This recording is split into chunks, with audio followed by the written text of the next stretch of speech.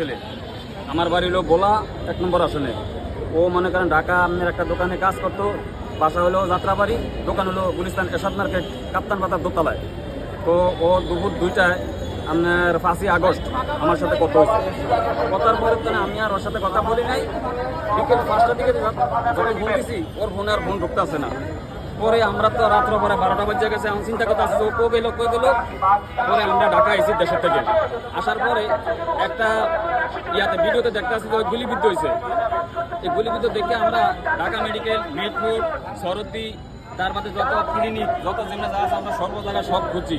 5ই আগস্টে তো না এমন তো আমরা খুঁজতে আছি। ঢাকা মর্গে গেছি, তার বাদে মিঠুট মর্গে গেছি, সরদ্দি মর্গে গেছি, কোথায় ওর লাশ আমরা পাইতেছি না। আঞ্জুমানি গেছি, মফিজুলকে এই যে আপনার কাকরাইল আর অন্যান্য জায়গায় গেছি, কিন্তু আমরা পাইতে আসি না। পরে আমরা অনেক গোরস্থানে গিয়েছি, এও পাইতে আসি না। কি হয় সম্পর্কে?